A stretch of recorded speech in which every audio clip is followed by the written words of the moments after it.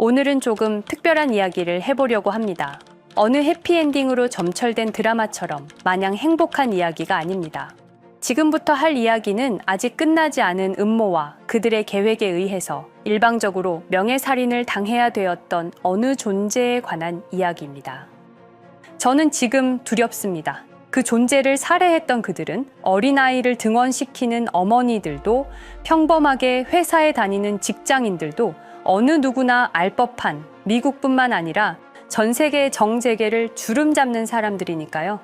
그럼에도 알을 깨려고 하는 이유, 드디어 오랜 핍박이 끝나고 희망이 조금씩 보이고 있기 때문입니다.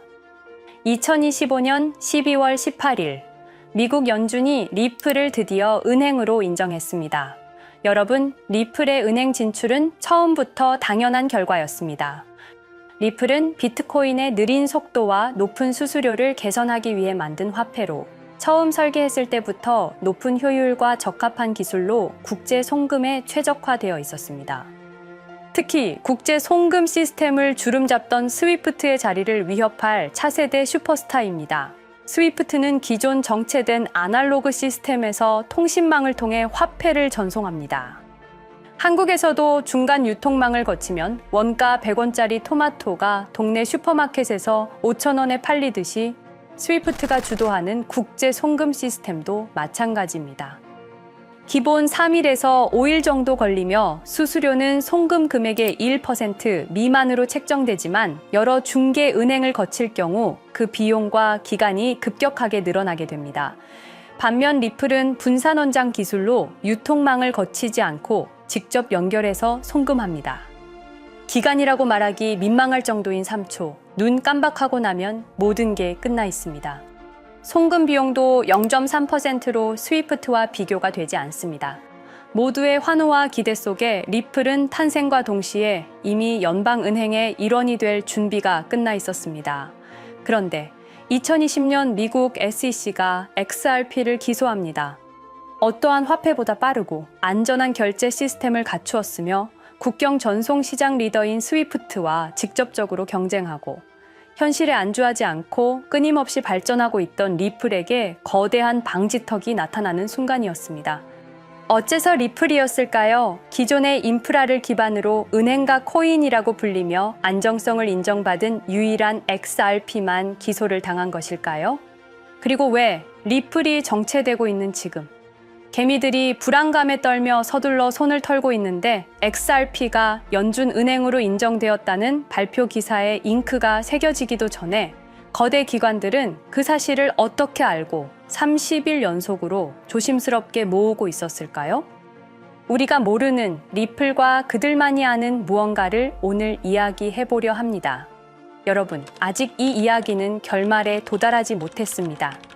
기승전결로 따지면 아직 전에 바로 직전 단계에 불과합니다.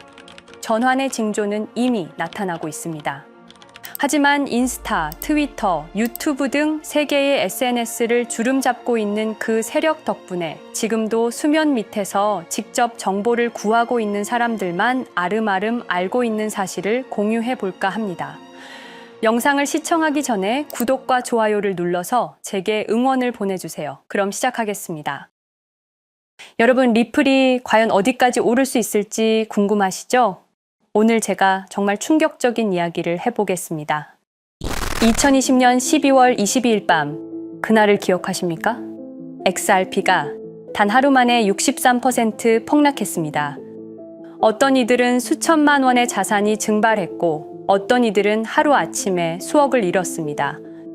처음엔 시장이 미친 거라고 생각했습니다. 변동성이라고, 조정이라고 그렇게 믿었습니다.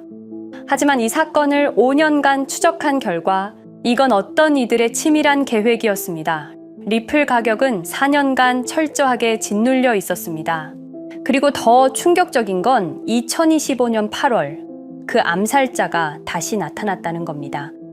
이번엔 더 큰 칼을 들고 더 강한 권력을 쥐고 더 야심찬 계획을 가지고 지금부터 제가 5년간 추적한 절대 공개되면 안 될 이야기를 시작하겠습니다. 먼저 타임라인부터 보시죠. 천천히 따라오십시오. 2020년 12월 22일 오후 9시 30분 SEC 의장 제이 클레이튼이 XRP 기소를 전격 발표합니다. 그의 임기 종료까지 남은 시간 단 12시간. 12월 23일 오전 9시 클레이튼 SEC 의장직에서 사임합니다. 여기까지는 그럴 수 있다고 칩시다. 임기 끝나고 퇴임하는 거 이상할 건 없죠. 그런데 12월 24일 크리스마스 이브 아침입니다. 퇴임한 지 단 하루 만에 클레이튼이 새 직장으로 옮겨갑니다. 월리버 에셋 매니지먼트 자문으로. 잠깐만요. 이 회사가 뭘 하는 곳인지 아십니까? 비트코인과 이더리움에 8천억 원을 투자한 회사, 그러니까 리플과 직접적인 경쟁을 하는 회사에 베팅을 한 겁니다. 다시 한번 정리하겠습니다. XRP를 기소하고 다음날 사임하고 그 다음날 리플의 경쟁사에 투자하는 회사로 갔습니다. 이게 정상입니까? 윤리적으로 문제는 없습니까? 법적으로 괜찮은 겁니까? 하지만 진짜 소름 끼치는 건 이제부터입니다. 블록체인은 모든 걸 기록합니다. 그리고 그 기록을 추적해 보니 기소 발표 18시간 전인 12월 22일 새벽 3시 누군가 움직이기 시작했습니다. 대량의 XRP가 조심스럽게 하지만 확실하게 매도되기 시작합니다. 뉴스가 나오기 전, 세상이 알기 전, 폭락이 시작되기 전 누군가는 이미 알고 있었습니다. 이 시점에서 저는 의문을 품었습니다. 대체 왜 하필 리플이었을까? 이 사건을 이해하려면 XRP가 단순한 암호화폐가 아니라는 걸 알아야 합니다. 지금 여러분이 해외로 송금한다고 가정해보죠. 한국에서 미국으로 1,000만 원을 보낸다면 스위프트라는 시스템을 거칩니다. 전 세계 200개국 11,000개 금융기관이 연결된 거대한 네트워크. 벨기에 브뤼셀에 본부가 있지만 실질적으로는 미국이 완전히 통제하고 있습니다. 얼마나 무서운 권력이냐면요. 2012년 이란 핵 제재 때 이란 은행들을 스위프트에서 퇴출시켰습니다. 그 결과 이란의 경제는 즉시 붕괴되었습니다. 2022년 러시아의 우크라이나 침공 후 러시아 주요 은행들을 스위프트에서 퇴출시켰습니다. 이후 러시아의 루블화는 30% 이상 급락했습니다. 스위프트에서 쫓겨나면 그 나라는 국제거래에서 완전히 고립됩니다. 이게 핵무기보다 강력한 이유입니다. 실제로 폭탄을 떨어뜨릴 필요가 없으니까요. 버튼 하나로 한 나라 경제를 무너뜨릴 수 있으니까요. 스위프트는 돈의 흐름을 틀어준 지배의 손길입니다. 그런데 2017년 XRP가 등장했습니다. 비교해 보시죠. 송금 시간부터 압도적인 차이가 납니다. 스위프트는 국경 간 송금에 3에서 5일이라는 시간이 걸립니다. 반면에 XRP는 단 몇 초면 송금이 완료되죠. 수수료 또한 엄청난 차이가 납니다. 스위프트는 3에서 5%까지 수십만 원의 수수료가 발생하지만 XRP는 단 몇 원, 거의 공짜나 마찬가지로 송금을 처리합니다. 스위프트는 여러 국가의 중개은행이 필요하지만 XRP는 그런 것조차 불필요하죠. 그리고 2017년부터 2019년까지 일본 SBI 그룹이 뱅크 오브 아메리카가 산탄데르 은행이 하나둘씩 리플과의 파트너십을 검토하기 시작했습니다. 총 200개 이상의 금융기관, 연간 200조 원 규모의 국제 송금 시장에서 XRP가 스위프트를 완전히 대체할 수 있다는 게 증명되는 순간, 바로 그때 누군가에게는 절체절명의 위기가 된 겁니다.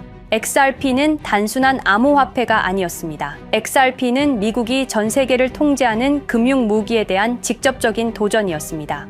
그래서 저는 추적하기 시작했습니다. 누가 XRP를 제거하려 했나? 처음엔 당연히 정부를 의심했습니다. SEC니까요. 미국 정부 기관이니까요.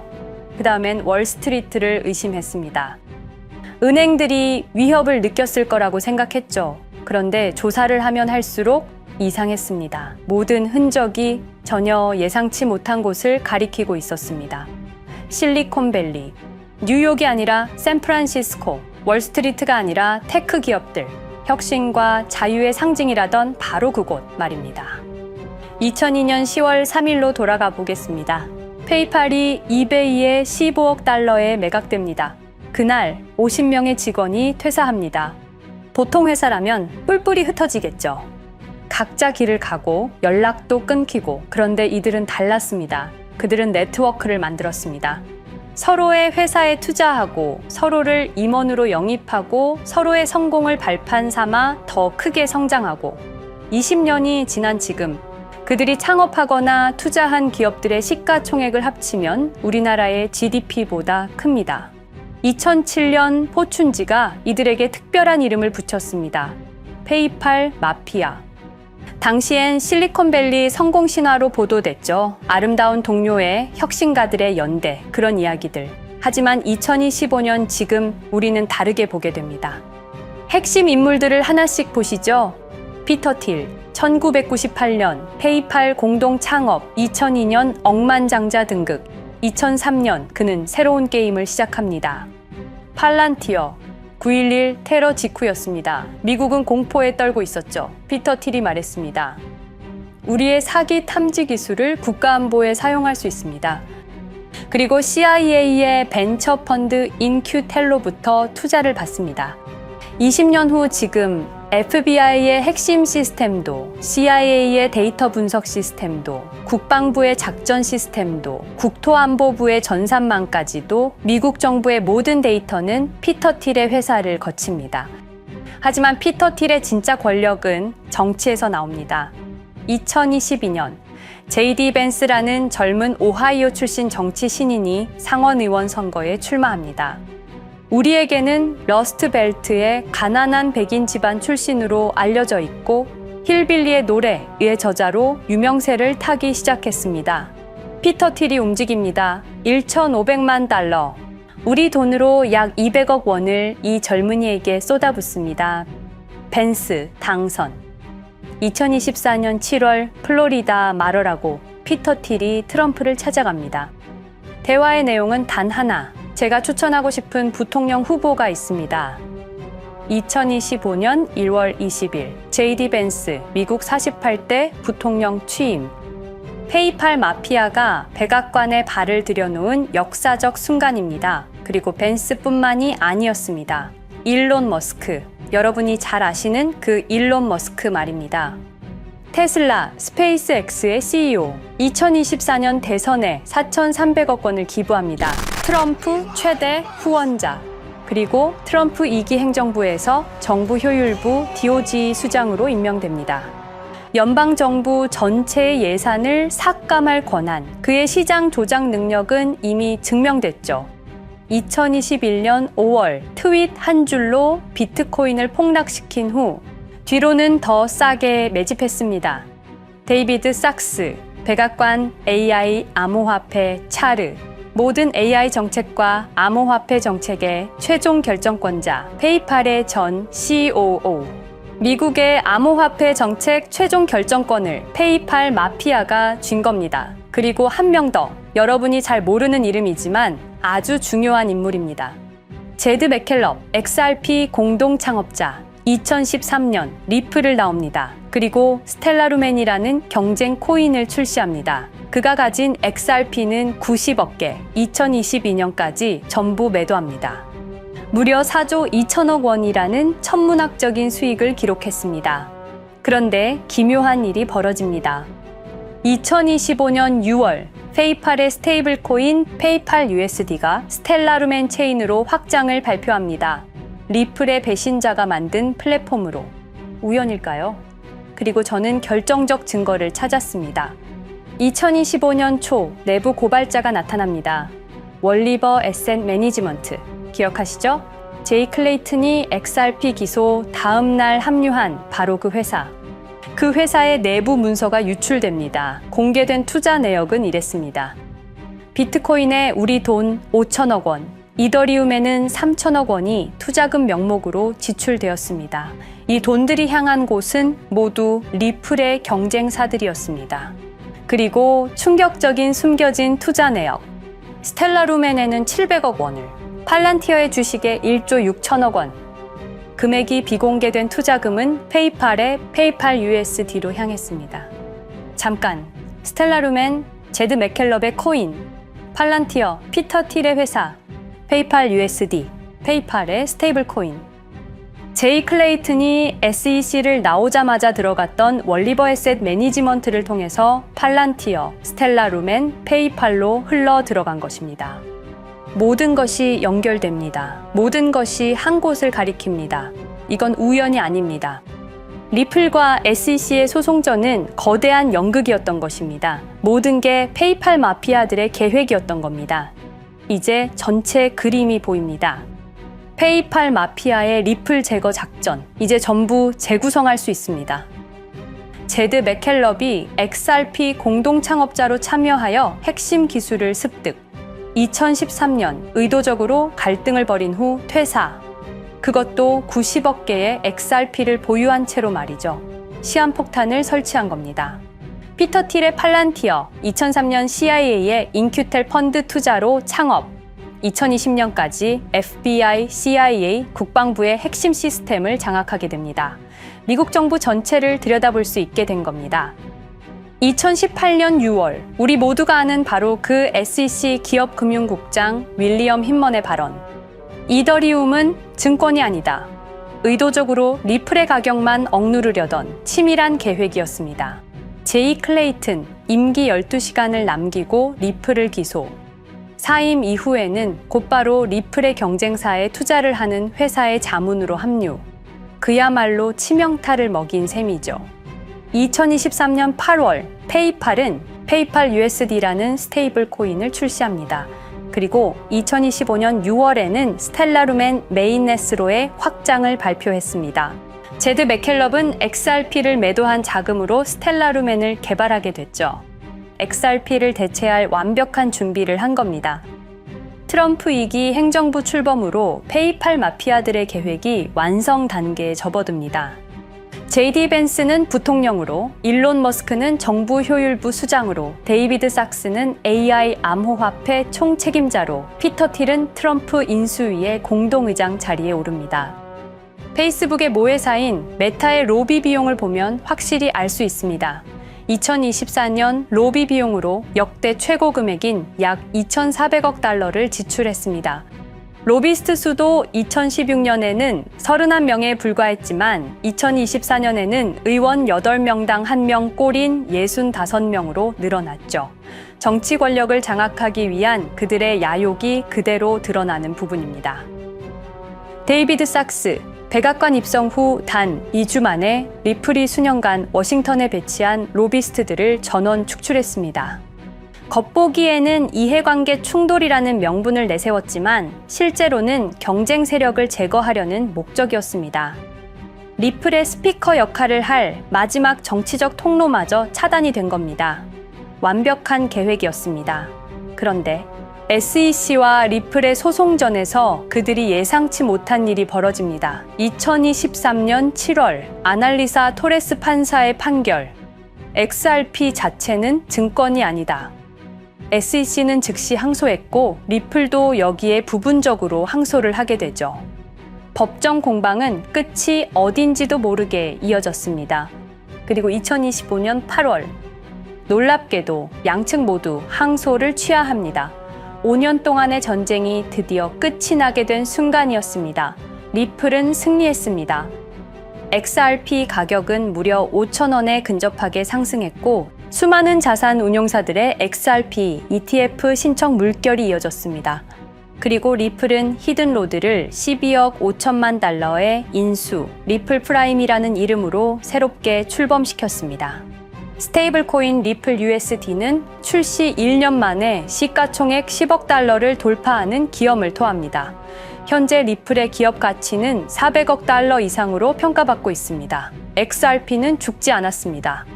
5년 동안 억눌렸던 것이 폭발적으로 성장하기 시작합니다.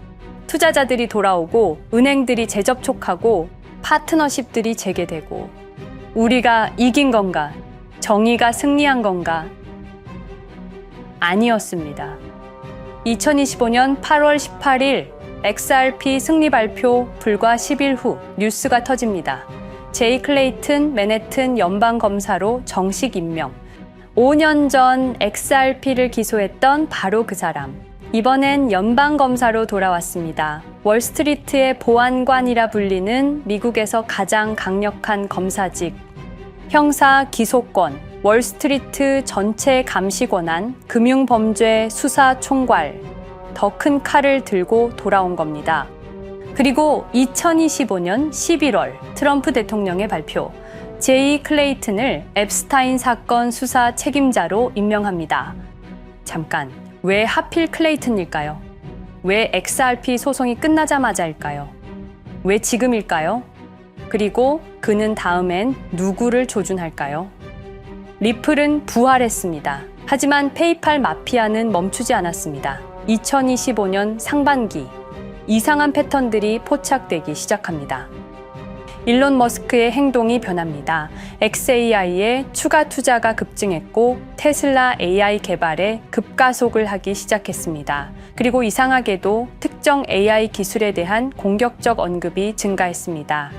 일론 머스크답지 않았습니다. 그리고 2025년 3월 한 AI 코인의 공식 계정이 일론 머스크의 X라는 플랫폼에서 갑자기 사라집니다. 노출 제한을 당했고 광고 계정들도 정지가 됐습니다. 특정 코인에 관련한 영상들이 전부 삭제되었습니다. 왜일까요? 이 코인에는 특징이 있습니다.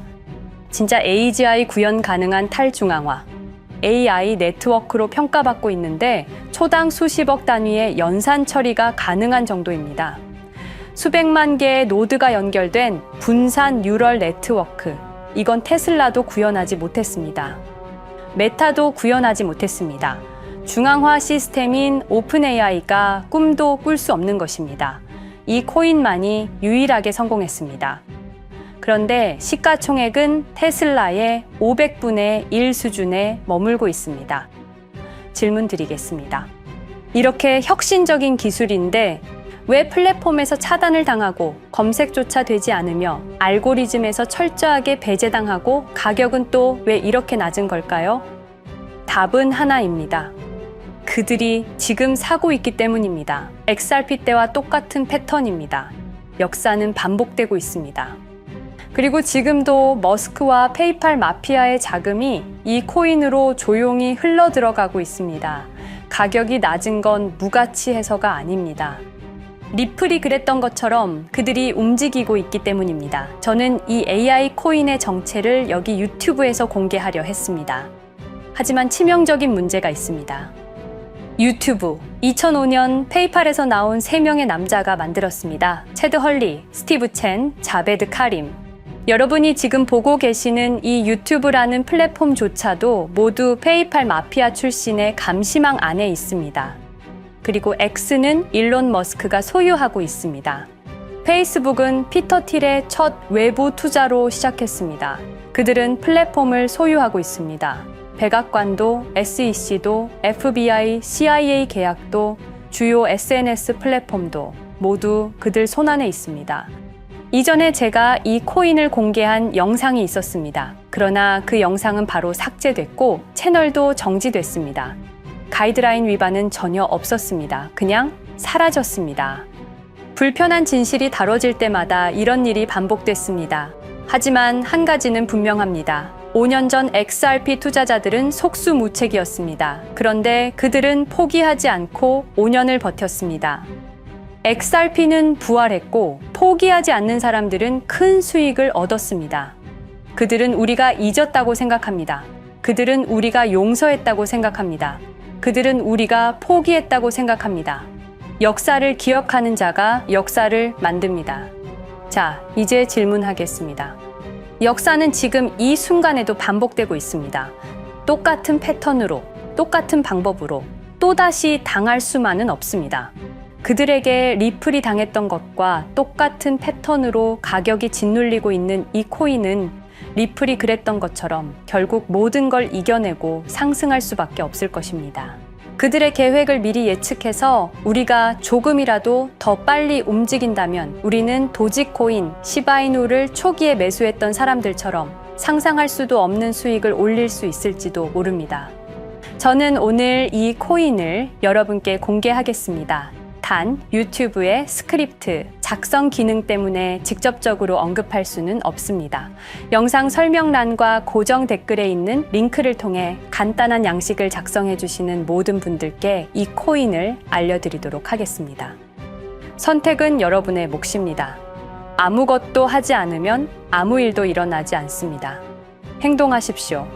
그러면 여러분의 인생은 바뀌게 될 겁니다.